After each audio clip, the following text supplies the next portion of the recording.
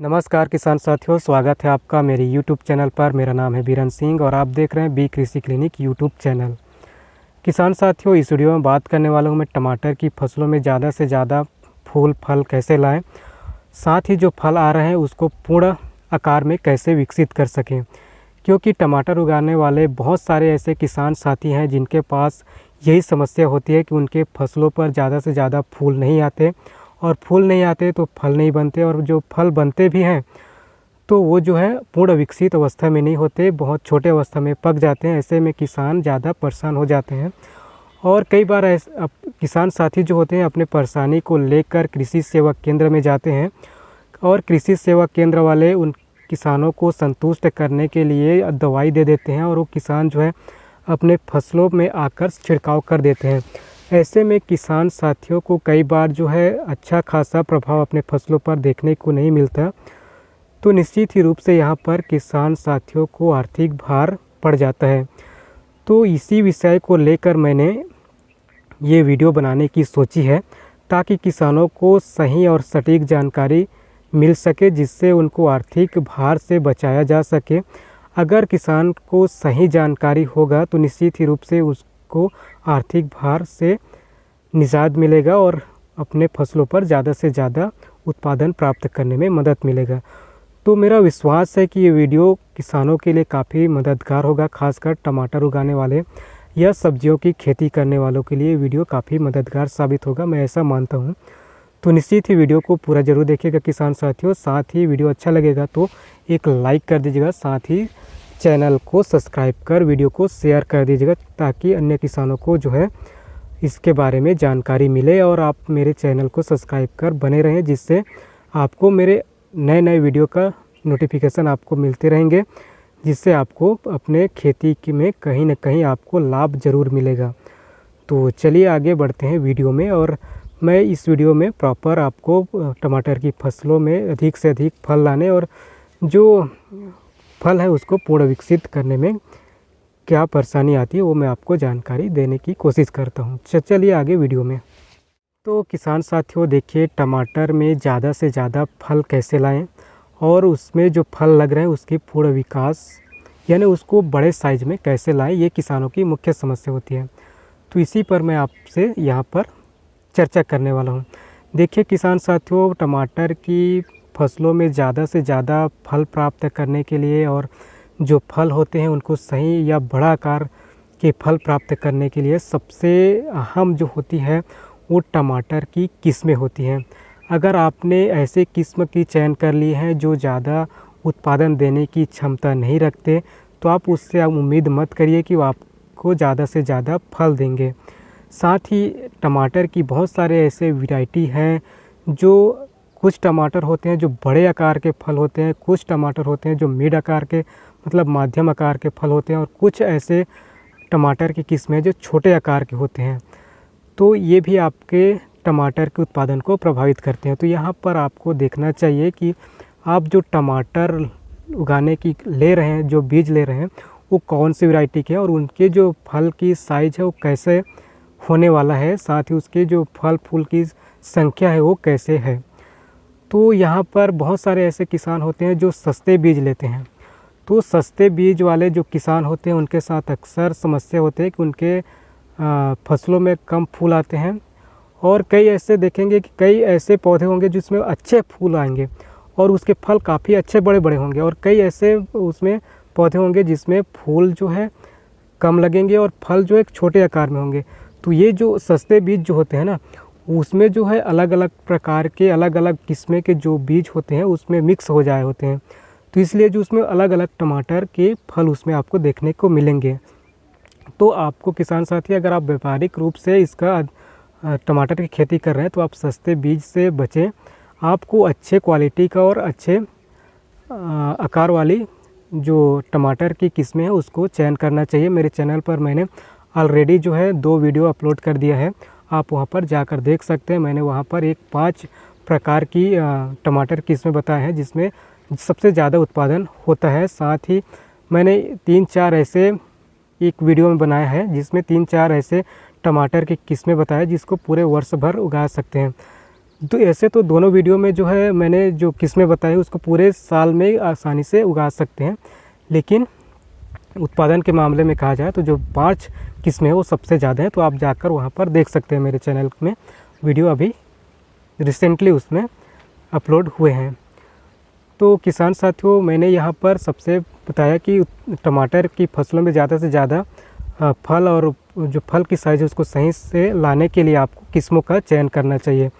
दूसरी बात यह है कि आपको अपने जब टमाटर की फसल को लगाने के लिए मुख्य खेत की तैयारी कर रहे हैं उस समय आपको ध्यान देना चाहिए क्योंकि देखिए, जो टमाटर की या कोई भी जो फसल की पौधे होते हैं उसको पूरा अपने शारीरिक क्रिया को पूरा करने के लिए जो है लगभग 20 प्रकार की पोषक तत्वों की ज़रूरत होती है। अगर वो 20 प्रकार की पोषक तत्व अगर में से किसी भी एक पोषक तत्व की कमी होता है तो उसका असर सीधे पौधे के उत्पादन पर पड़ता है। मैं यहाँ पर उदाहरण देना चाहूँगा कि जिस प्रकार हमारे शरीर को ऊर्जा देने के लिए हमें जो है कार्बोहाइड्रेट, वसा, प्रोटीन की ज़रूरत होता है, उसी प्रकार पौधे को विकसित करने के लिए नाइट्रोजन, फास्फोरस, पोटास की ज़रूरत होती है। हमें जीवित रखने के लिए ऑक्सीजन की ज़रूरत होती है, पौधे को जीवित रखने के लिए ऑक्सीजन और कार्बन डाइऑक्साइड की ज़रूरत होती है। उसी प्रकार हम देखते हैं कि अब हमारे बॉडी को सुचारू रूप से चलाने के लिए, क्रियाकलाप को करने के लिए बहुत सारे विटामिन्स, खनिज की ज़रूरत होती है। ठीक उसी प्रकार पौधे को माइक्रोन्यूट्रिएंट की ज़रूरत होती है। तो अगर माइक्रोन्यूट्रिएंट की कमी होगा तो पौधे में जो है उत्पादन पर सीधा उसका असर पड़ता है। तो किसान साथियों को यहाँ पर ध्यान देना चाहिए। तो यहाँ पर किसान साथियों मैं बताना चाहूँगा, जब आप टमाटर लगाने के लिए मुख्य खेत की तैयारी कर रहे हैं तो वहाँ पर आपको निश्चित ही रूप से तय करना चाहिए कि आप जैविक खाद में अच्छी सड़ी हुई गोबर की खाद या कंपोस्ट खाद निश्चित ही रूप से वहाँ पर डालने की कोशिश करें, क्योंकि बहुत सारे किसान साथी हैं जिनके पास गोबर की खाद या कंपोस्ट खाद नहीं होते। तो एक किसान जो है केवल रासायनिक खाद के भरोसे टमाटर की फसल लेते हैं। तो रासायनिक खाद में एक किसान जो है urea, DAP, super phosphate, potash, NPK जैसे खाद को खेत तैयारी के समय देते हैं। तो वहाँ पर जो है माइक्रोन्यूट्रिएंट जो है बच जाते हैं, उसको नहीं दे पाते। तो आगे चलकर वही जो है फसलों पर उसका प्रभाव देखने को मिलता है। अगर आप जैविक खाद डाल देते हैं तो वहाँ पर जो है माइक्रोन्यूट्रिएंट वहाँ पर मिट्टी में प्राप्त हो जाते हैं। तो इसके अलावा किसान साथियों, जब आप जैविक खाद डाल रहे हैं, गोबर की खाद हो या कंपोस्ट की खाद, तो अच्छे सड़े हुए होना चाहिए। अगर आप सड़े हुए नहीं हैं तो यहाँ पर आप जो है डीकम्पोज़र का इस्तेमाल कर सकते हैं। आप मिट्टी में जो है गोबर की खाद को जो है पूरे बिखेर दें और उसके बाद जो है वहाँ पर आप डीकम्पोज़र को गुड़ के जो घोल है उसे मिक्स करके आप छिड़काव कर दें। तो ये जो है गोबर जो सड़े हुए नहीं होंगे उसको जो है अच्छे से 30 दिन के अंदर सड़ा देते हैं।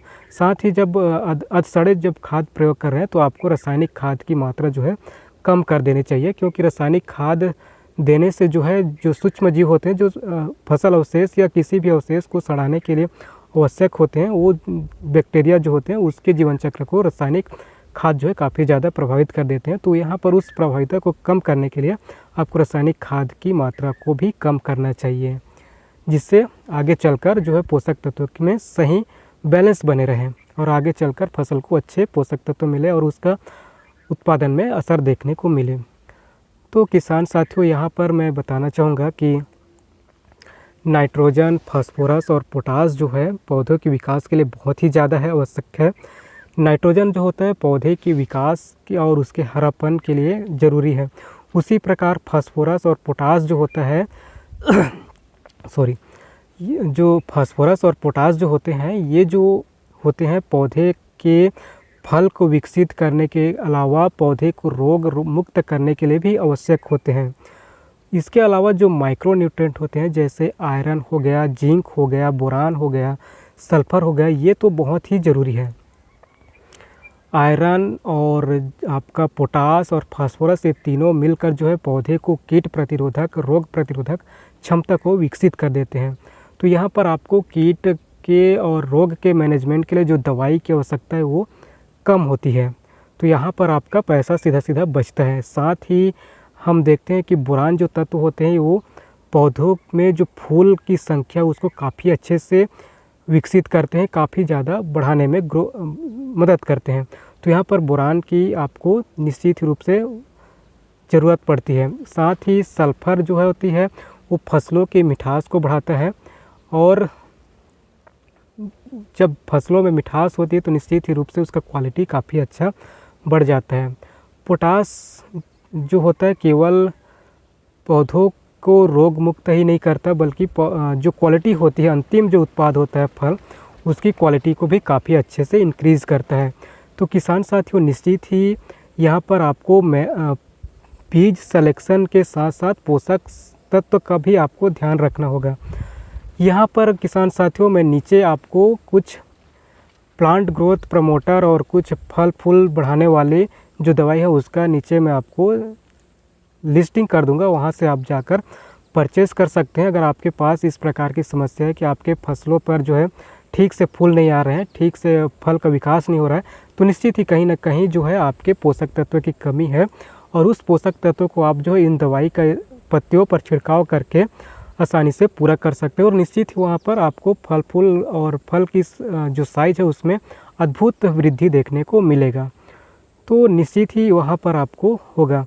तो किसान साथियों मैं आपको एक और रिक्वेस्ट करना चाहूँगा कि आप जो है रासायनिक खादों को मिट्टी में देने के बजाय आप उनको पत्तियों पर छिड़काव करने की ओर ध्यान देना चाहिए, क्योंकि आज मार्केट में बहुत सारे ऐसे शानदार उत्पाद आ चुके हैं जिसका आप जो है पत्तियों पर छिड़काव करेंगे तो फसलों पर उसका काफ़ी बेहतर रिजल्ट देखने को मिलता है, बजाय आप मिट्टी में डालते हैं। मिट्टी में डालते हैं तो उसका बहुत सारे जो भाग होते हैं वो ठोस हो जाते हैं और पौधे जो है उसको नहीं ले पाते, या कई बार पौधों की जड़ों से दूर हो जाते हैं, और कई बार ऐसे होते हैं कि पौधे की जड़ें ही ठीक से विकसित नहीं हो पाते, जिसकी वजह से जो हम खाद डालते हैं उसको पूरा नहीं ले पाता। यानी कहा जाए तो हम जो मिट्टी में जो पोषक तत्व डालते हैं उसका लगभग 30% के आसपास जो है इस्तेमाल होता है, बाकी 60, 70, 80% तक जो है बिल्कुल भी यूज़ नहीं होता है। तो ऐसे में बहुत सारे उर्वरक जो है वो वेस्ट हो जाते हैं, और उसके साथ साथ जो हमारे पैसे हैं वो भी वेस्ट हो जाते हैं। तो इसीलिए अगर हम पत्तियों पर उसका छिड़काव करते हैं तो पत्तियों पर काफ़ी अच्छा प्रभाव पड़ता है। बहुत आजकल अच्छे मार्केट में अच्छे प्रोडक्ट हैं, तो उसको आपको चयन करना चाहिए।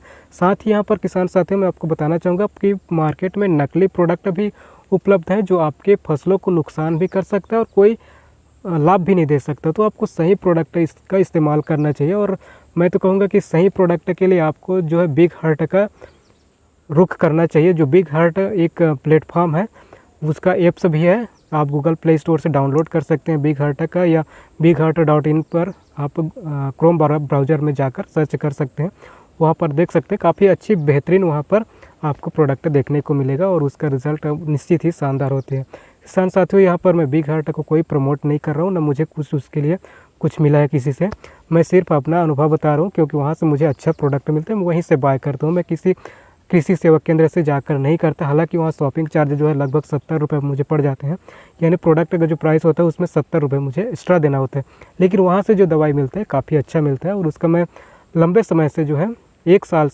से लगभग जो ग्राहक हूँ, और वहाँ से मुझे जो प्रोडक्ट मिल रहे हैं काफ़ी शानदार रिजल्ट देखने को मिल रहा है। तो इसलिए मैं भी सजेशन कर रहा हूँ कि निश्चित ही आप एक बार बिग हार्ट से अपना प्रोडक्ट खरीद कर अपने फसलों पर छिड़काव करके देखिए। तो किसान साथियों यहाँ पर मोटा मोटी तो मैंने पौधे की जो विकास से लेकर पौधे की फल फूल की संख्या और फलों की आकार को बढ़ाने के लिए बता ही दिया कि कौन कौन से पोषक तत्व की ज़रूरत होता है और कब उसका छिड़काव करना चाहिए। तो मैं यहाँ पर एक और बता देता हूँ, अगर आप बोरान की छिड़काव करते हैं फल फूल लाने के लिए, तो जब पौधे में आपको लगे कि फूल आ रहा है तो इस समय आप जो है बोरान तत्व के निश्चित ही आपको छिड़काव कर देना चाहिए। साथ ही वहाँ पर एक पोटेशियम सल्फेट का भी आता है जो फास्फोरस और पोटास दोनों का काम करता है। तो ये जो होता है फलों की विकास में मदद करती है, यानी फल की साइज को अच्छा देते हैं। तो जो छोटे अवस्था में होते हैं पक जाते हैं उनकी समस्या जो है ये ख़त्म कर देते हैं। तो निश्चित ही बोरान के साथ आपको पोटेशियम सल्फेट का भी छिड़काव करना चाहिए, अगर हो सके तो सल्फर भी करें, इससे फसलों में मिठास बढ़ जाती है। किसान साथियों, तो किसान साथियों मैंने यहाँ पर मोटा मोटी लगभग सभी बात को कवर कर दिया है। अगर फिर भी कोई बात समझ नहीं आया तो नीचे कमेंट कर दीजिएगा, मैं वो आपके कमेंट का रिप्लाई करने की कोशिश करता हूँ मैं। और अभी तक मैं लगभग सभी किसान साथियों जो मुझे कमेंट किए उनका रिप्लाई किया हूँ। हाँ, कुछ ऐसे किसान हैं जो मेरे कॉन्टैक्ट नंबर मांग रहे हैं, तो मैं ऐसे किसान साथियों को मैं बताना चाहूँगा, रिसेंटली अभी मैं अपना कॉन्टैक्ट नंबर किसी भी किसान साथियों के साथ शेयर नहीं कर रहा हूँ, क्योंकि इसके रीज़न है मेरे, क्योंकि अभी मैं बहुत सारे काम में बिज़ी रहता हूँ। क्योंकि मैं आपको कई वीडियो में बताया हूँ कि मैं एक छोटा किसान हूँ और मैं खुद एक किसान होने के नाते मैं बहुत सारे चीज़ों में व्यस्त रहता हूँ अपने खेतों में, और ऐसे उन व्यस्तता के बीच में थोड़ा सा समय निकालता है तो अपना अनुभव, अपना जानकारी किसानों के साथ शेयर करता हूँ। तो ऐसे में अगर किसान साथियों मैं अगर आप कॉल करते हैं तो मैं आपका जवाब रिप्लाई नहीं दे पाया या मैं आपके कॉल को रिसीव नहीं कर पाया, तो निश्चित ही आपको वहाँ पर थोड़ा सा दिक्कत हो सकता है।